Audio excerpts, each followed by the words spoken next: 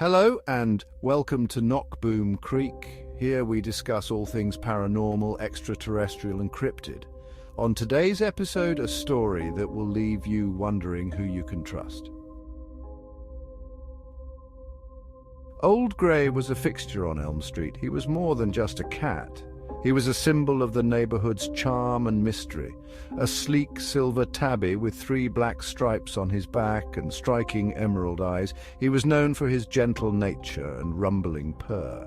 His eyes seemed to hold the wisdom of ages, and his purr was a soothing balm to anyone who heard it. He sauntered from yard to yard, a furry king accepting chin scratches and tuna offerings. Each step he took was deliberate, as if he knew he was the undisputed ruler of Elm Street. Children doted on him, their laughter echoing through the quiet suburban streets. They would chase after him, their small hands reaching out to touch his soft fur, and he would indulge them with a gentle nuzzle. Elm Street was the picture of peaceful suburbia, a place where life moved at a slower pace. The air was filled with the scent of blooming flowers and freshly cut grass, and the sound of birds chirping was a constant background melody. The houses, with their neatly manicured lawns and colorful flower boxes, spoke of quiet pride and comfortable routines. Each home had its own unique charm, yet they all shared a sense of belonging to a close-knit community. But every neighborhood has its shadows, hidden places where secrets linger. Elm Street was no exception.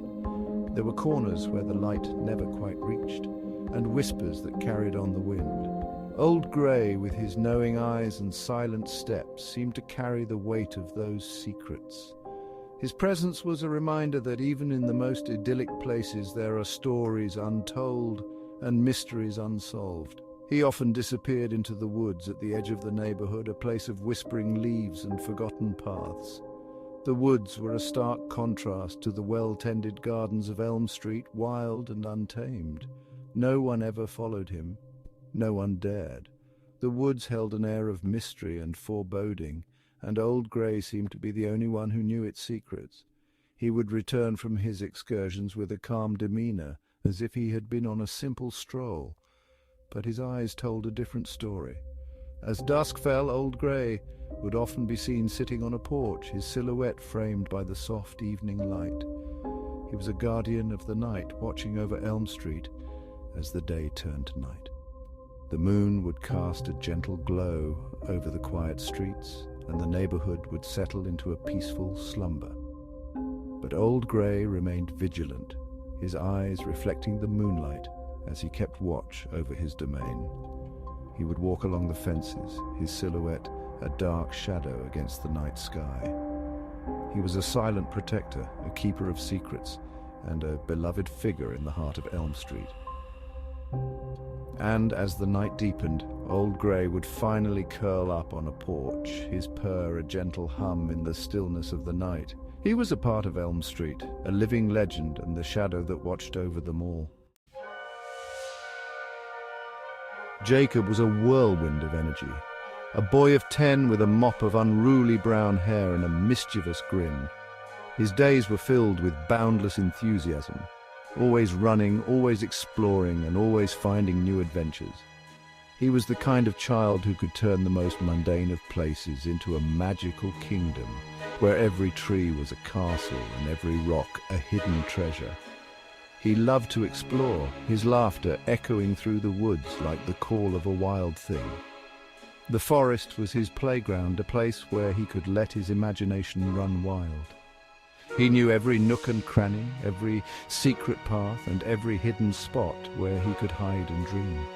One humid afternoon, as shadows stretched long and the air hung heavy with the promise of a storm, Jacob vanished. The sky was darkening and the first drops of rain began to fall, creating a sense of urgency among the children. The air was thick with anticipation, and the forest seemed to hold its breath. He had been playing hide-and-seek with the other children, his laughter trailing off as he disappeared behind a towering oak tree. It was his favorite game, and he was the best at it. He knew all the best hiding spots, and he loved the thrill of being found. But this time something was different. But when the others counted to 100, their calls of "Ollie, Ollie, oxen free" were met with an unsettling silence. Jacob was gone. The children searched frantically, calling his name, their voices growing more desperate with each passing minute. The forest, once a place of joy and adventure, now seemed eerie and foreboding. The laughter had faded, replaced by a chilling silence that echoed through the trees. Jacob had vanished without a trace, leaving behind only the memory of his laughter and the mystery of his disappearance. Panic spread through the neighborhood like wildfire. Mothers called out their children's names, their voices tight with fear. Fathers gathered in small, anxious groups, their faces grim as they organized a search party. The woods, once a place of adventure, now loomed dark and menacing, a silent threat against the fading twilight. Flashlights flickered through the trees, their beams cutting through the deepening darkness. Every rustle of leaves, every snap of a twig sent a jolt of hope, followed quickly by a wave of despair. Where could Jacob be? Little Alexander, only 7 years old and known for his quiet nature, stood at the edge of the woods, his small hand clutching his mother's skirt. The forest was dense and dark, filled with shadows that seemed to move and whisper secrets. Alexander had always been a bit afraid of the woods, but today something felt different. There was a strange stillness in the air, a quiet that made the hairs on the back of his neck stand up. He was about to turn back when he heard it, a soft, plaintive meow. It was a sound that seemed to come from deep within the forest, echoing through the trees. Alexander's heart skipped a beat. He had heard stories about the mysterious cat that roamed these woods, but he had never seen it himself. It was Old Grey, his emerald eyes gleaming in the darkness. The cat's eyes seemed to pierce through the shadows, locking onto Alexander's gaze. There was something almost magical about the way Old Grey looked at him, as if the cat could see into his very soul. The cat sat calmly, his tail twitching back and forth, as if inviting Alexander to follow. The rhythmic movement of the tail was hypnotic, drawing Alexander in. He felt a strange connection to the cat, a pull that he couldn't quite explain. A strange sense of urgency compelled the boy.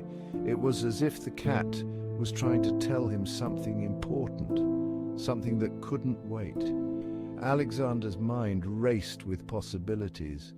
Could Old Grey be leading him to a hidden treasure, or perhaps to a secret place that only the cat knew about? He tugged at his mother's skirt, his voice barely a whisper. "Mummy, I think the kitty knows where Jacob is." His mother looked down at him, her eyes filled with concern. She had heard the stories too, and she knew that following the cat could be dangerous, but there was something in Alexander's eyes, a determination that she couldn't ignore. She nodded slowly, and Alexander ran off into the dark, mysterious woods, following the lonesome meow. His mother yelled, "Stop, Alexander, wait for me." But he sprinted out of her sight. Again she yelled, "Stop, Alexander." Ignoring his mother's protests, Alexander followed Old Grey into the woods. The cat moved with an eerie certainty, his silver fur almost invisible in the deepening gloom. Thorns tore at Alexander's clothes and twigs snapped under his feet, but he didn't hesitate. He had to find Jacob. He had to. The air grew heavy, the scent of pine needles and damp earth filling his nostrils. The sounds of the search party faded behind them, replaced by an unsettling silence, broken only by the sound of his own heartbeat. Old Grey led Alexander deeper and deeper into the woods until they reached a clearing. In the center stood an ancient well, its stone rim crumbling with age. The air around it felt different, colder, heavier, as if an unseen presence lingered there. Alexander shivered, his small hand reaching out to stroke Old Grey's fur. The cat didn't flinch.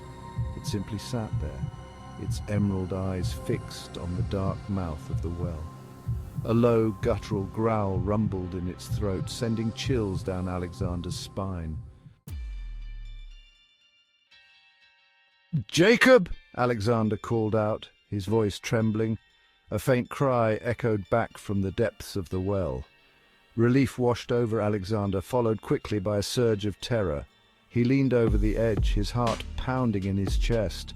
The darkness was almost complete, but he could just make out Jacob's pale face staring back up at him. "Alex, help me!" Jacob's voice was hoarse, desperate. He was clinging precariously to a broken piece of wood, his body dangling over a seemingly bottomless abyss. Before Alexander could even react, he felt a sharp shove from behind.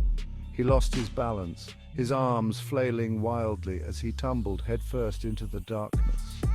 The last thing he saw were Old Grey's emerald eyes, gleaming with a cold, malevolent light. His scream echoed in the darkness, swallowed up by the well's gaping maw. Then silence.